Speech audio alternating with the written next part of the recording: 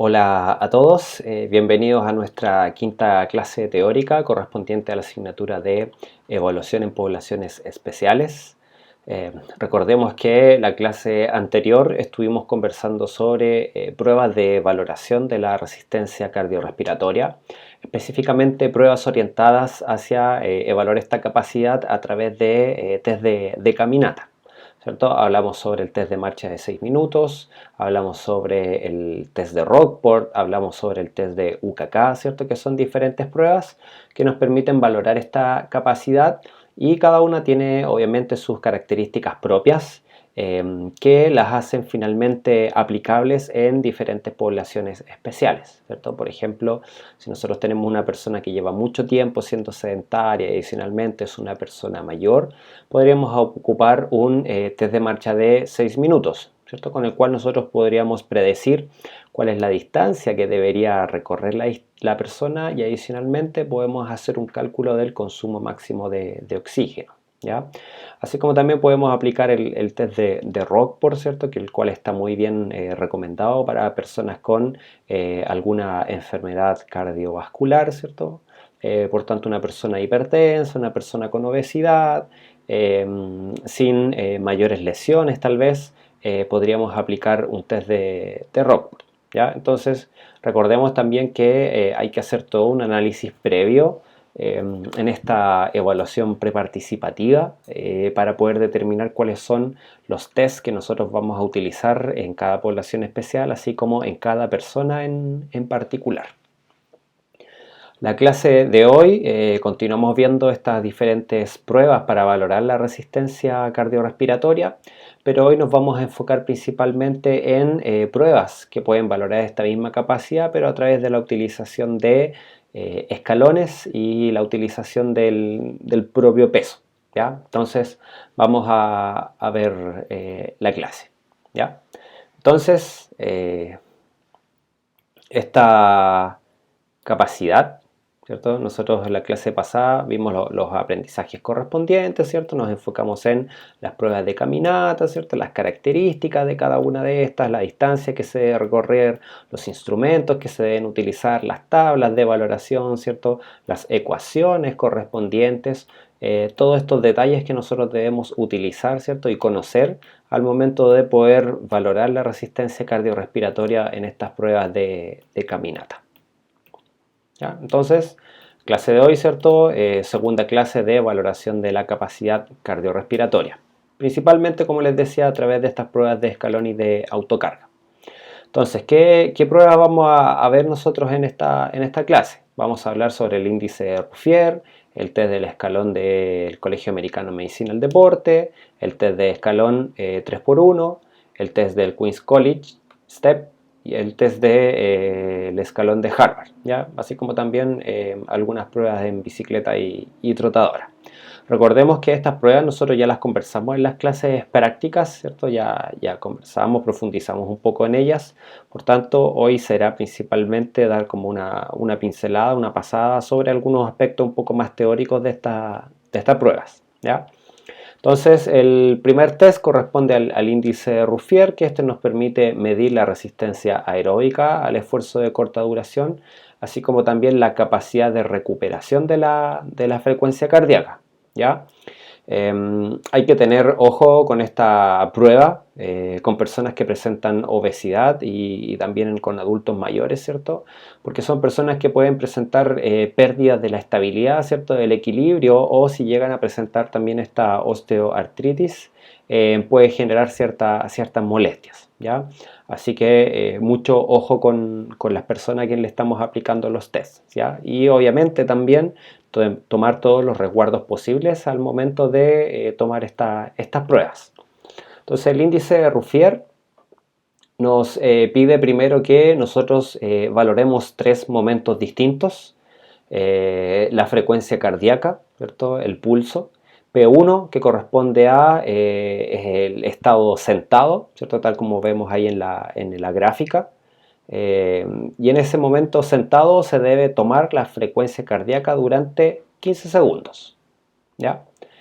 Luego P2, que es el segundo momento en que vamos a tomar la frecuencia cardíaca, ¿cierto? La persona realizó 30 sentadillas a 90 grados y extensión completa de las rodillas durante 45 segundos, ¿ya? O sea, la persona realiza estas 30 sentadillas en 45 segundos, ¿ya? Donde el metrónomo fue activado a 80 bits por minuto.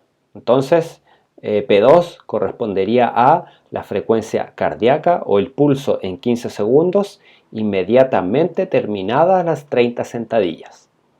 Y finalmente P3 corresponde al detener la prueba, ¿cierto? Y un minuto después se valora esta frecuencia cardíaca.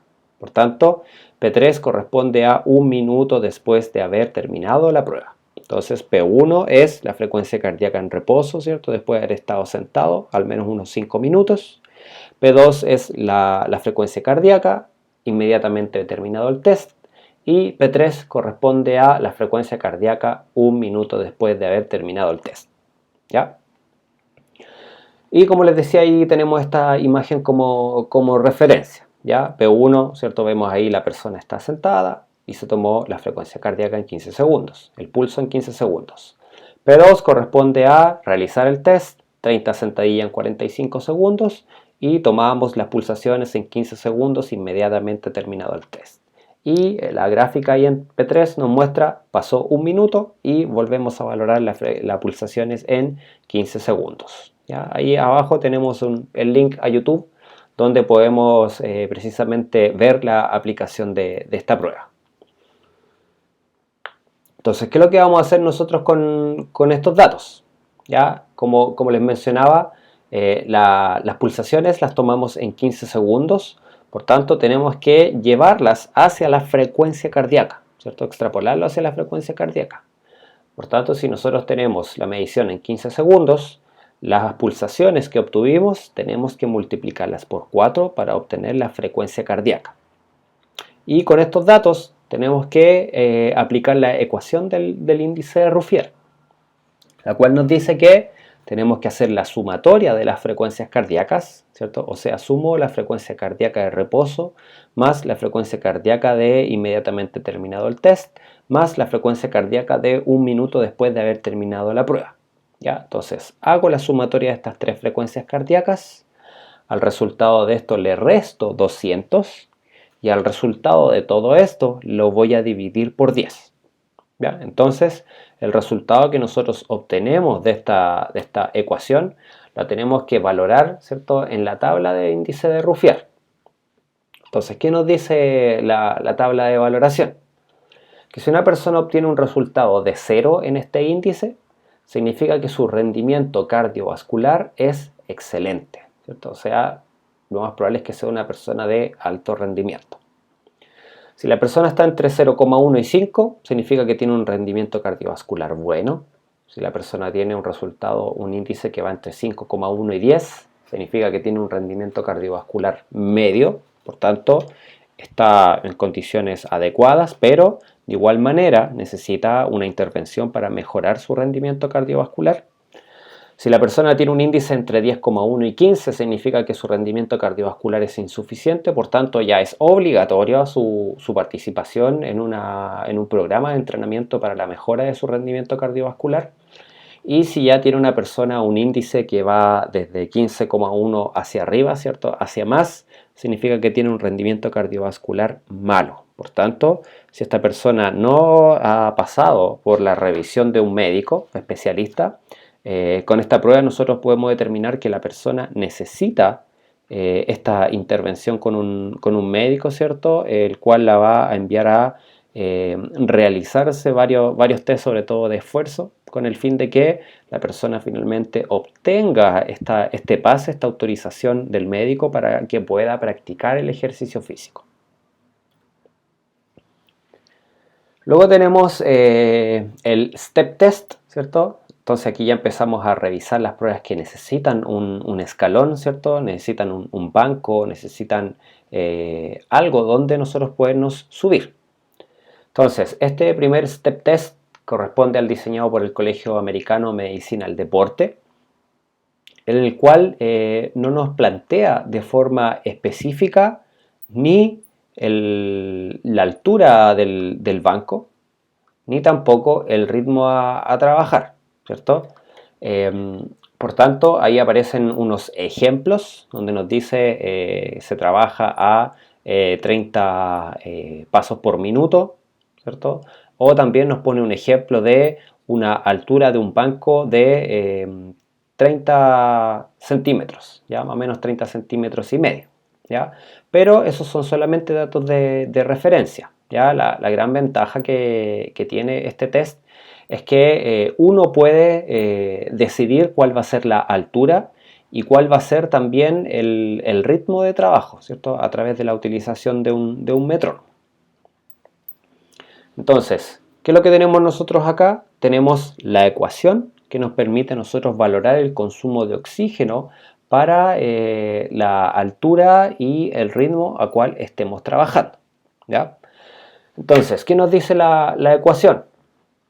Nos dice VO2 es igual a, primero tenemos una F, ¿cierto? Y F corresponde al ritmo de trabajo, ¿ya? Y el ritmo de trabajo, el que nosotros vamos a poner en el metrónomo, ¿cierto? Lo vamos a multiplicar por 0,2, ¿cierto?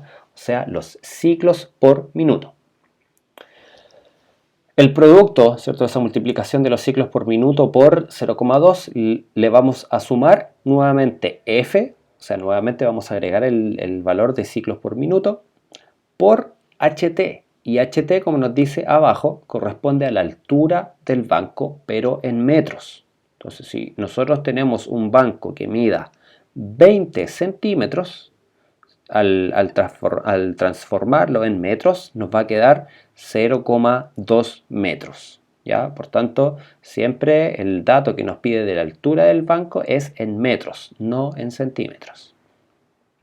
Después tenemos la constante de por 1,8 y la constante de por 1,33. ¿Ya? Entonces, luego de haber resuelto, ¿cierto?, ese segundo paréntesis, le vamos a sumar el VO2 en reposo. Y el VO2 en reposo, en promedio, equivale a 3,5 mililitros por kilogramo por minuto. ¿Ya? Es el valor estándar que se tiende a manejar del consumo de oxígeno en reposo. Ahora, si nosotros tenemos la opción de poder valorar en una persona cuál es su consumo de oxígeno en reposo, es ideal para poder hacer la aplicación de esta ecuación. Si no lo tenemos, simplemente podemos utilizar el valor 3,5, que es un valor promedio para las personas. ¿Ya? Entonces, si nosotros utilizamos el ejemplo que tenemos ahí, ¿cierto?, podríamos obtener este resultado de cuál es el consumo de oxígeno para esta persona, ¿cierto? Donde nos dice que el valor de F corresponde a 30 pasos por minuto, ¿cierto? Por tanto, nosotros en cada letra F vamos a reemplazar por los 30. En HT, que dijimos que era la altura del banco, ¿cierto?, dijimos que es en metros. Por tanto, este banco de ejemplo que se utiliza acá es de 30 centímetros y medio. Por tanto, en metros equivaldría a 0,3048. ¿Ya? Y con la aplicación finalmente de la ecuación podemos obtener que el consumo de oxígeno para esa velocidad y esa altura para esta persona corresponde a 31,4 mililitros de oxígeno por kilogramo de peso corporal por cada minuto que realiza el ejercicio. ¿Ya? Entonces ese es el segundo test, que corresponde al STEP test del Colegio Americano de Medicina del Deporte. El tercer test, que también es de escalón, denominado el test del escalón 3x1, en el cual tiene una metodología en que nosotros vamos a trabajar durante un minuto, ¿cierto?, y vamos a tener una pausa de un minuto. Y esto lo vamos a repetir por 3 veces. Por tanto, en la primera etapa, ¿cierto?, que corresponde a un minuto de trabajo, vamos a trabajar a 20 ciclos por minuto. Por tanto, el metrónomo debemos activarlo a 80 bits por minuto. Y luego se hace una pausa de un minuto. En la segunda etapa vamos a trabajar nuevamente durante un minuto, pero ahora vamos a trabajar a 32 ciclos por minuto, lo cual equivale a 128 bits por minuto. Luego de eso, hacemos una pausa nuevamente de 1 minuto y en la tercera etapa vamos a trabajar nuevamente durante 1 minuto, pero vamos a trabajar a la máxima velocidad posible. ¿Ya? Entonces, ese es el protocolo base que nos establece el test del escalón 3x1. Por tanto, son 3 etapas, ¿cierto?, de 1 minuto, las cuales van a ser intercaladas por descansos, ¿cierto?, por recuperaciones de 1 minuto. La primera etapa a 20 ciclos por minuto, o sea, 80 bits por minuto. La segunda etapa a 32 ciclos por minuto, o sea, 128 bits por minuto. Y la tercera etapa va a ser a la máxima velocidad posible. Todos los test que nosotros obviamente estamos conversando y tratando en estas clases han pasado por una validación, ¿cierto?, el cual finalmente dice, sí, este test realmente mide lo que dice medir, ¿cierto?, independiente de quién lo aplique, se van a obtener los mismos resultados, ¿cierto?, por tanto es una prueba que tiene validez. ¿Qué es lo que principalmente generó esta validación de la prueba? Es que a través de la medición del consumo de oxígeno, más la obtención del consumo de oxígeno de forma indirecta, entregaron una correlación directa. Por tanto, en las personas se veía que normalmente si tenía, por ejemplo, un consumo de oxígeno de 25 ml kilogramo minuto en la prueba directa, en la prueba indirecta obtenía también alrededor de 25 ml kilogramo minuto, ¿cierto? Por tanto, si nosotros vemos la gráfica, en este gráfico de dispersión, sí, se puede notar una tendencia central, ¿cierto?, que es esta línea roja que se ve al centro de todos los puntos. Entonces, ¿qué nos diste esta prueba, cierto? Se valoró el consumo de oxígeno a través de la prueba de escalón y fue comparada con la valoración del consumo de oxígeno directo. ¿Qué es lo que tenemos que hacer nosotros acá en cada pausa? Como nos dice ahí, evaluar el doble producto. ¿Ya? Entonces, no es que simplemente la persona realiza la primera etapa durante 1 minuto y después descansa sin nada el minuto de recuperación, sino que durante ese minuto nosotros tenemos que evaluar el doble producto. Y recordemos que para obtener el doble producto tenemos que calcular la frecuencia cardíaca por la presión arterial sistólica. ¿Ya? ¿Cómo se obtuvo el consumo de oxígeno? ¿Cierto? A través de la ecuación que tenemos ahí en la presentación, ¿cierto?, que nos dice el VO2 peak equivale a F, que es la frecuencia en ciclos de pasos de subida y bajada al escalón. HT corresponde a la altura del banco también en metros. Y en este caso tenemos esta prueba que nos recomienda altura del banco, ¿cierto?, que va entre 0,2 y 0,3 metros, o sea, entre 20 a 30 centímetros el escalón. Pero, ¿cierto?, cada uno de estos se va a multiplicar por una constante. En la primera, F se multiplica por 0,35, que corresponde a la constante de regresión, para poder convertir los escalones minuto en mililitros kilogramo minuto. Y luego en el segundo paréntesis el 2,4, que es una constante que corresponde al gasto energético para poder subir y bajar un escalón en ml kilogramo minuto.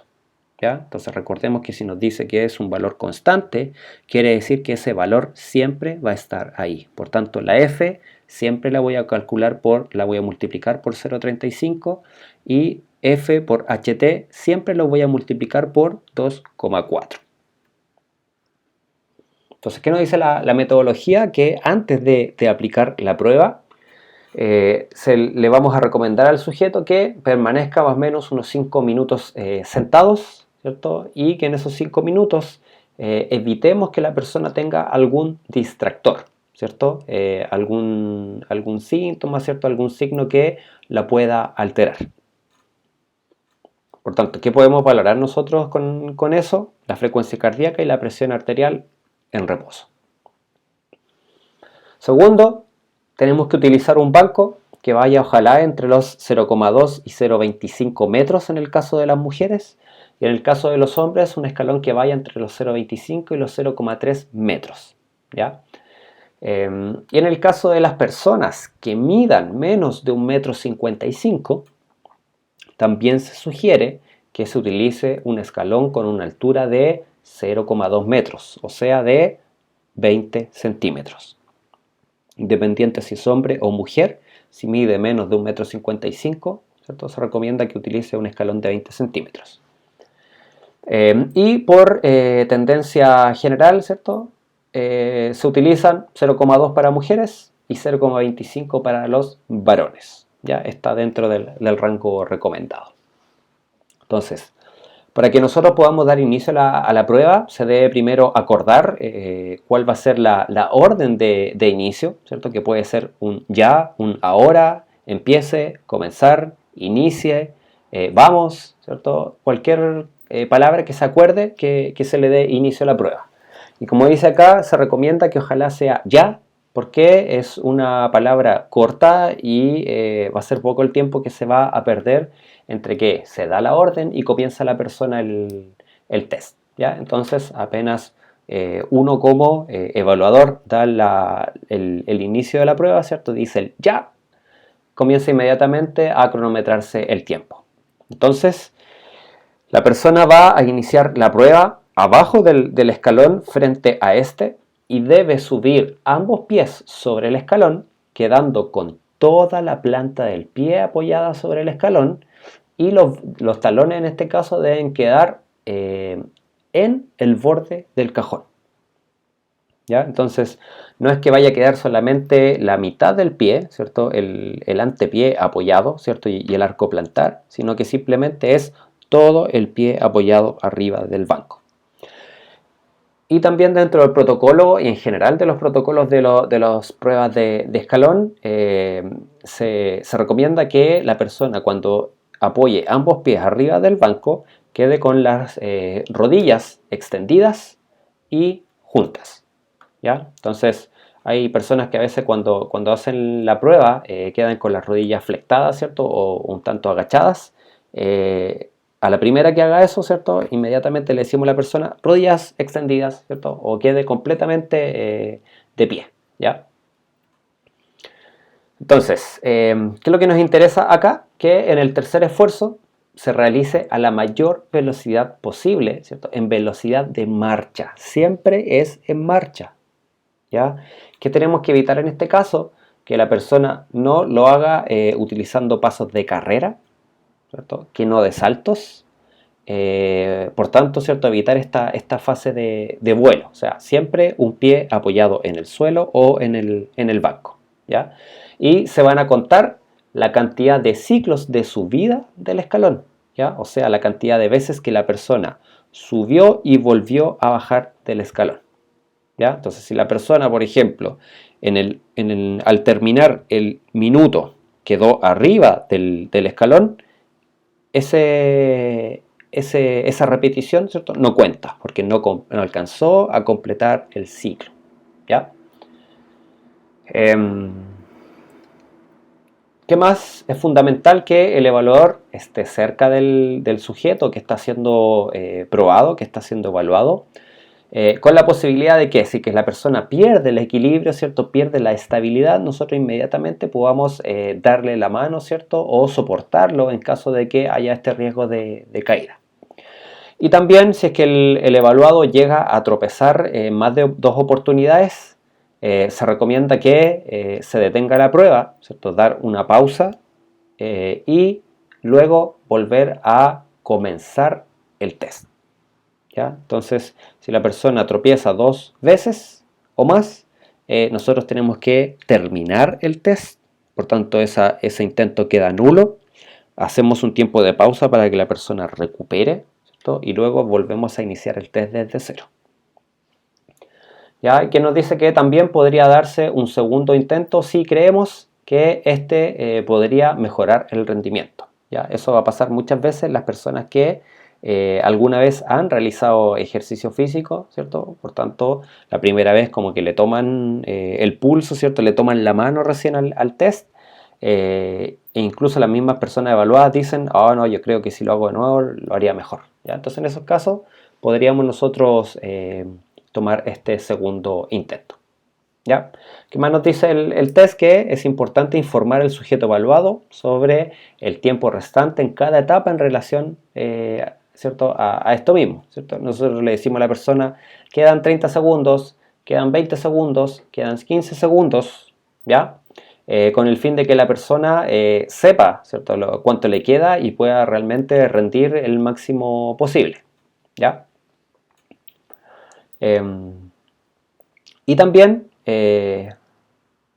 vamos a siempre, sobre todo en el último intento, ¿cierto? Hacer esta entrega del tiempo restante, ¿ya?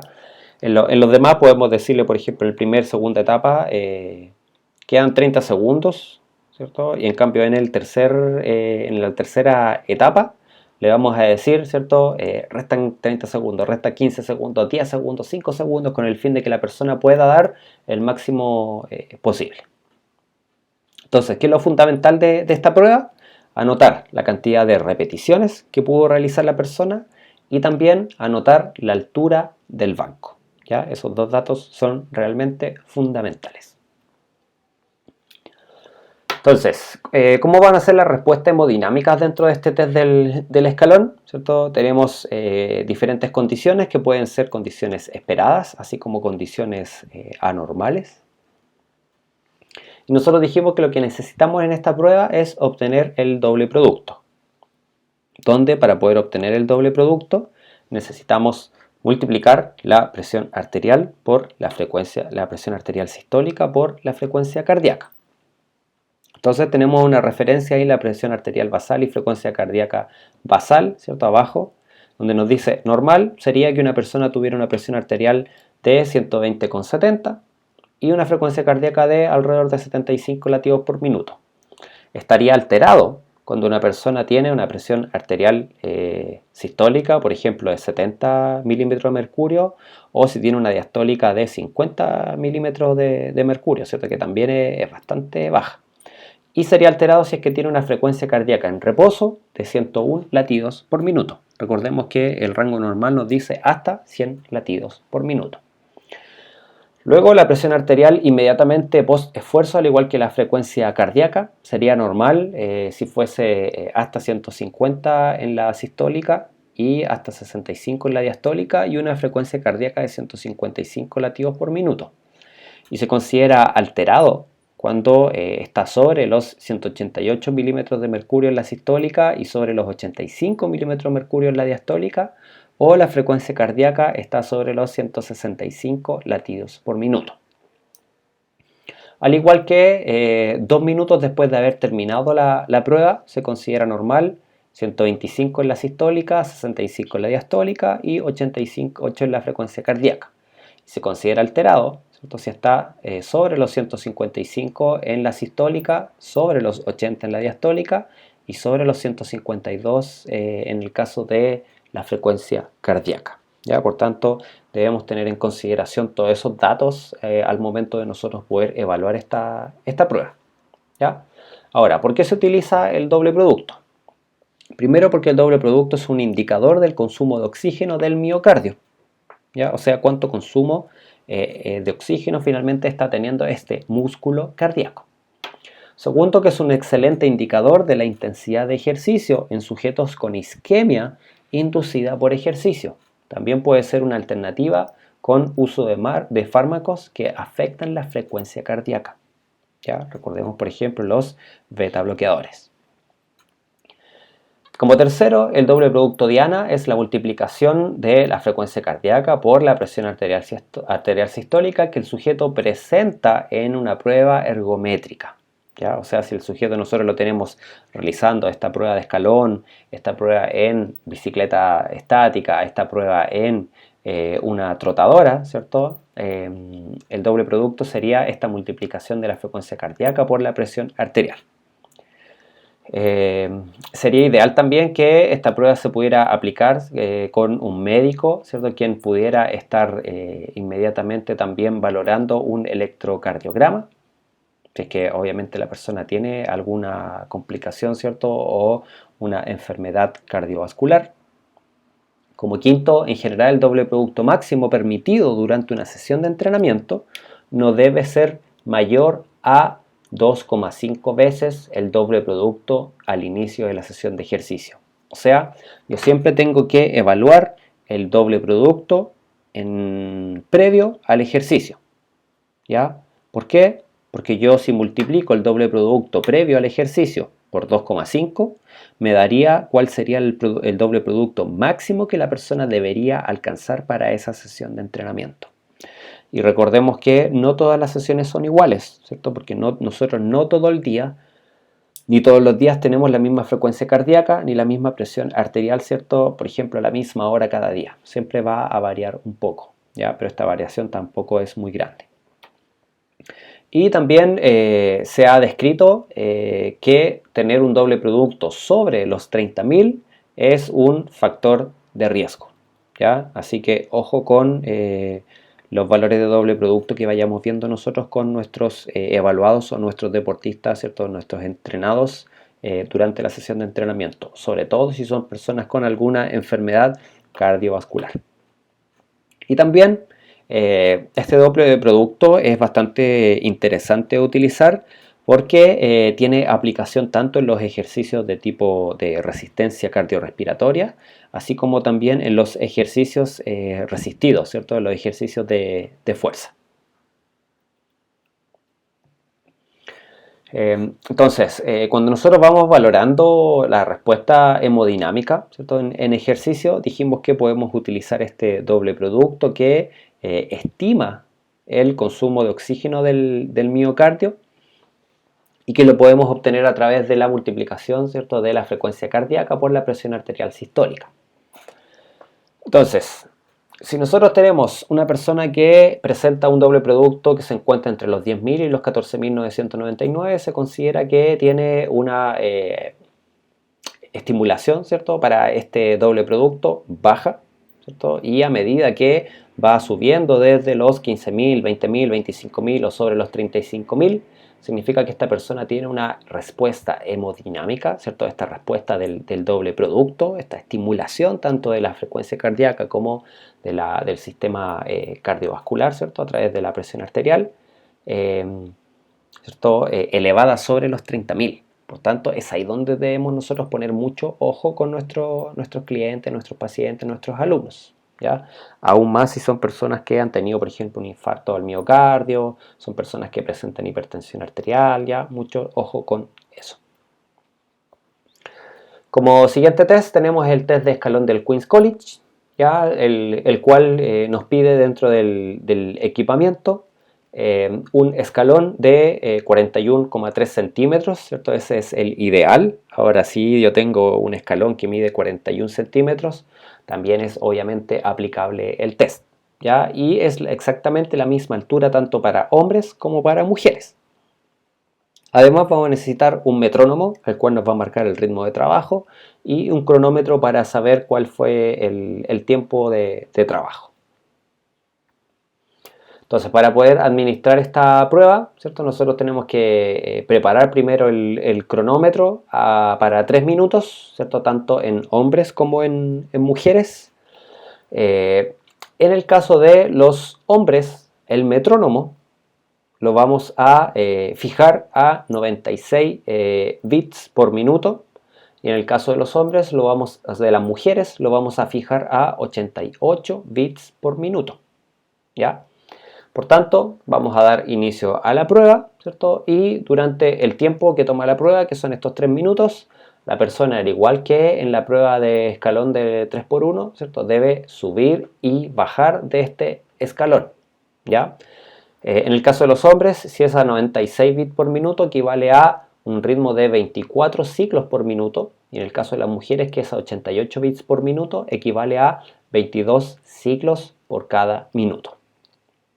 Entonces, luego de que terminan los 3 minutos de la prueba, la persona debe mantenerse de pie durante unos 5 segundos aproximadamente e inmediatamente después de haber pasado estos 5 segundos vamos a tomar el pulso durante 15 segundos. Pero, al igual que los test anteriores, nosotros no nos sirve simplemente este dato de el pulso a los 15 segundos, sino que nos sirve la frecuencia cardíaca. Por tanto, las pulsaciones que obtenemos en 15 segundos lo vamos a multiplicar por 4. ¿Ya? Y ahí obtenemos finalmente esta frecuencia cardíaca. Ahí tenemos, ¿cierto?, este ejemplo, la persona realizando el test, así como la valoración de la frecuencia cardíaca inmediatamente terminado el test. ¿Ya? Y dentro de las características que tiene la prueba, es que la persona cuando termina el test, ¿cierto?, decía descansa 5 segundos de pie, pero para poder valorar la frecuencia cardíaca, el protocolo nos dice que la persona tiene que estar sentada. ¿Ya? Y ahí tenemos las correspondientes ecuaciones para poder obtener el consumo máximo de oxígeno de la persona. Y aquí es donde nosotros vamos a encontrar también la diferencia entre hombres y mujeres, además del ritmo de trabajo en la ecuación. ¿Ya? En este caso lo que nosotros tenemos que hacer es reemplazar el valor de frecuencia cardíaca por, dentro del paréntesis donde dice FC recup, ¿cierto?, la frecuencia cardíaca de recuperación, es la que nosotros vamos a reemplazar por la frecuencia cardíaca que obtuvo la persona inmediatamente terminado el test. Entonces acá tenemos las tablas y valores de referencia tanto para hombres como para mujeres. Para el test de escalón del Queen's College, ¿cierto? Nos muestra ahí primero el rango etario, ¿cierto? 20 a 29 años, 30 a 39 años, 40 a 49 años, 50 a 59 años, 60 a 69, 70 y 79 años, ¿cierto? Y ahí hace la valoración correspondiente, ¿cierto? Si es un consumo de oxígeno superior, excelente, bueno, justo, pobre o muy pobre, ¿ya? Y además nos entrega también de forma muy certera la distribución en percentiles, ¿ya? Por tanto es una tabla que es bastante completa. En este caso ahí tenemos la que corresponde a hombres y ahí tenemos la que corresponde a mujeres. El siguiente test corresponde al test de escalón de Harvard. ¿Ya? Lo primero que debemos considerar esta prueba es que la altura que nos pide es de 50 centímetros para hombres y 46 centímetros para mujeres, ¿ya? Y también vamos a necesitar un metrónomo y un cronómetro. Acá como recomendación personal, ¿ya? Esto netamente por experiencia en la aplicación de esta prueba, no es tan aplicable a personas mayores, ¿ya? Sobre todo por la altura del banco y por la velocidad de trabajo relacionada con la altura del banco, ¿ya? Porque quizás no habría problema si la aplicación nos dice que es de 120 bits por minuto para hombres, pero quizás con un banco de 20-25 centímetros, pero al ser un banco de 50 centímetros y a 120 latidos, bits por minuto en hombres, y en el caso de las mujeres a 96 bits por minuto, ¿cierto? Lo hace una prueba demasiado demandante para personas mayores, así como también para personas con una obesidad mayor, ¿cierto? Por ejemplo, personas con obesidad mórbida o quizás obesidad grado 2, ¿ya? O personas que han sido sedentarias durante mucho tiempo, ¿ya? Hay que tener mucha precaución, ¿ya? Entonces, como recomendación, esto netamente personal, una vez que hayamos evaluado a la persona con otro tipo de prueba de escalón y la persona haya logrado adaptaciones ya buscadas al entrenamiento, podríamos aplicar esta prueba que sí requiere más exigencia, ¿ya?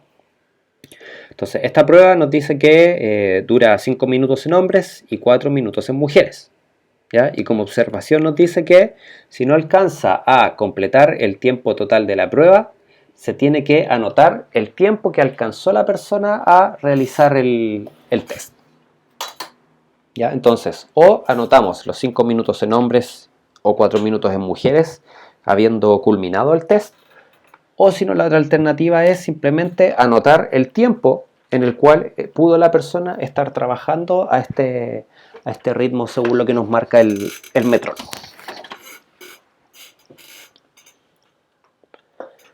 Entonces, ¿qué es lo que nosotros vamos a valorar en esta prueba? Vamos a valorar la frecuencia cardíaca 1 minuto después de haber terminado el test, la frecuencia cardíaca 2 minutos después de haber terminado el test y la frecuencia cardíaca después de 3 minutos de haber terminado el test.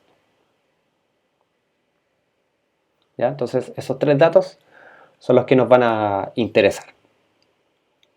¿Para qué? Para hacer el siguiente cálculo. Si la persona alcanza a terminar el test, ¿cierto?, en los 5 o 4 minutos, vamos a utilizar la ecuación del método largo, que nos dice duración del ejercicio en segundos, ¿cierto? Si es hombre y son 5 minutos, equivale a 30.000 segundos. Y en el caso de las mujeres, ¿cierto?, tendríamos que hacer la multiplicación correspondiente de los 4 minutos por los 60 segundos, ¿cierto? Y eso lo vamos a multiplicar por 100. Bueno, en este caso en los hombres, ¿cierto?, nos daría el resultado de 30.000 como total.